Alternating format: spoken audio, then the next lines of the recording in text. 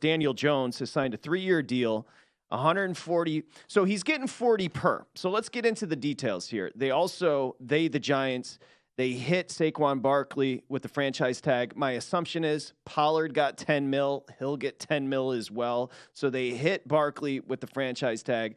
Daniel Jones, 26 years old, gets 40 per. A lot of incentives in there as well.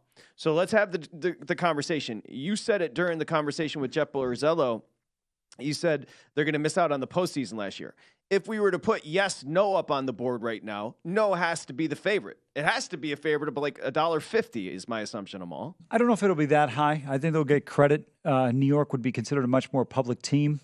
But to me, you look at it, they play the AFC West, NFC West, the Packers and the Saints, and then there's one other game in there. AFC East. Oh, AFC East. I'm sorry. NFC West, Packers and Saints. Packers and Saints. Okay. And so there's one other game in there that they would play that who that could be. We don't know yet. But I thought the schedule benefited them last year. Remember, the schedule is going to be what it is. We already mentioned it. But playing the Packers and the Saints won't be easy. The NFC West, you're looking at the 49ers. You hope that's a home game. If you have to travel to Seattle, that won't be easy.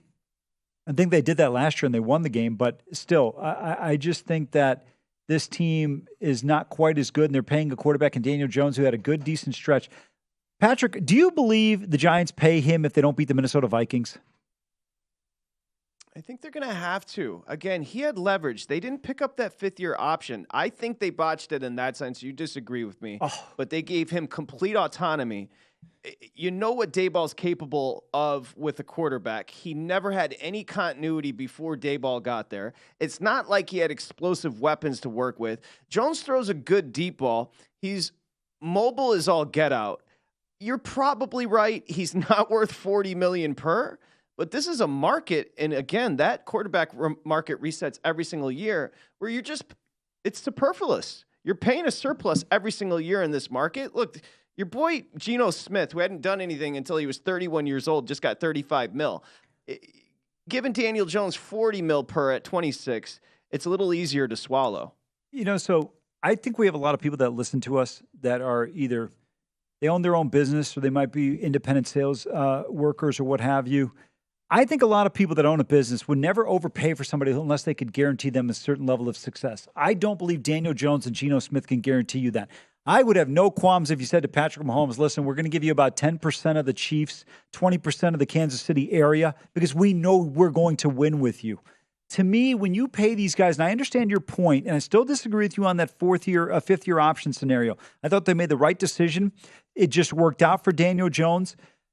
But I'm not convinced that this guy plays out the 4 for 160. He had a nice year. Let's see where his confidence level goes. And I thought Dustin made a phenomenal point during the break. He goes, completion percentage does not necessarily equate to accuracy. So many of these throws are checkdowns. You have to look at them in basically the 0 to 10 yard throw, the 10 to 20, and then the longer throw from 20 yards and above. I don't believe Daniel Jones is a guy that can get you over the top. The one thing, Sam Hinkie got criticized for this for the Philadelphia 76ers. His thing was like, if you're not winning, you got to build to win a championship constantly. And that's how I feel in the NFL. If you don't have that franchise quarterback, and you're right, you said this earlier, there may be 6, 7, or 8 of those guys. There's a dearth of talent at the position at that level. You know that, Amal. Correct. But my point is, I'm continuously trying to get that guy. If you think back on it over the last 10 years, by the way, real quick, is Stafford a Hall of Famer? I'm not trying to debate it, but I'm just trying to make a point. Probably, yes, right? Matthew Stafford is absolutely a Hall of Famer. Okay. So if you look back at the teams that have won Super Bowls over the last decade, all the quarterbacks that they've had are all Hall of Famers.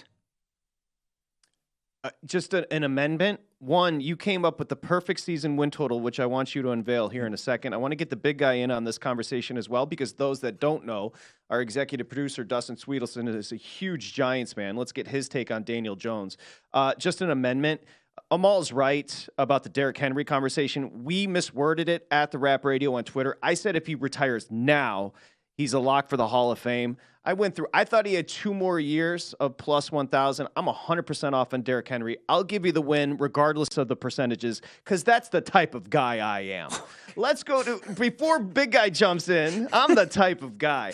Before you jump that's in. That's a direct shot. I'm having fun. You said a season win total for the Giants, and I think you gave the perfect number. What do you got on the Giants this year when it posts? 8.5. Sorry, that's you, Amal. Sorry, no. Sorry, 8.5. I thought we were going to Dustin first. 8.5's the number. 100%. They won't get to 9. 8 might be light. I think 8.5 is the number, and the schedule tightens up here. So I think 8.5's the perfect number. Big guy, jump in. Jones, $40 million per incentives and the franchise tag with Barkley. Thoughts? Had quite a relationship with Daniel Jones. You yelled at me a few years ago when he was drafted while we were on the air on our old show, and I said it was the worst pick in the history of the NFL draft. I then went on to fall in love with Daniel Jones when he came back and beat the Bucs. I watched him fail under Shermer and Joe Judge, and I never thought it was his fault. Then to watch him thrive with Brian Daboll, only to come to the conclusion in the last few weeks that I didn't want to pay him $40+ million. So I don't know what to make of this. I think if Brian Daboll, who just won Coach of the Year, believes that he can win with Daniel Jones, I think I need to believe Brian Daboll, because while I didn't want to take the cap hit of $40 million on Daniel Jones, it's the reality of the NFL. If you're a franchise quarterback, you get big money, you get what others are willing to pay you. And if they're paying him this much, that means that the Giants and Joe Shine know that Carolina or another team was willing to go up this high to get him and steal him. So I think it's more of a come to terms with acceptance than to hate or like the deal. It's I have to accept this is the reality you have to do in the NFL to not lose a franchise quarterback. Very well said. I think what you just said there is the reality. That's where me and Amal with we're differing. I'm going from the pragmatic, realistic perspective, and you're probably a little bit more right by literally just discussing the player. But I think pragmatically, it's a deal that had to get done, and he had the leverage. I think you're both correct on that. To me, I think a lot of the front office personnel make decisions based on protecting their own job. And so it's easier to justify to ownership. We signed Daniel Jones instead of saying, hey, we're not going to pay you $4 for $160 and let him walk away. But that's why I've always said the St. Louis Cardinals are one of the finest run organizations in sports, because they said, Albert, here's our offer. No. Artie Moreno's going to pay you more. God bless you. Go take that $240 million. And then he got off the hot sauce and he couldn't put the ball in play. Hey, the glow up for Daniel Jones under year one in Daboll. That's what the kids say, right, Dustin? The glow up? Yes. Do you know? What does that mean? You're a Giants fan. Either of you can jump in. It's a game. Who was the second leading wide receiver on the Giants this year when they went to the postseason under Daniel Jones and Daboll? Isaiah Hodgins? Nope. Richie James. My guy. Shout out to Middle Tennessee. Was your third leading wide receiver and your superstar, but wait Darius Slayton. But so let's be fair to Daniel Jones. He wasn't working with much. Yeah, but it's been proven that you don't have to have first-round wide receivers to be successful. Okay, those are barely NFL players. Yeah, those are barely players. Those are fringe. Hold on a second. Part of it was injuries, though, right?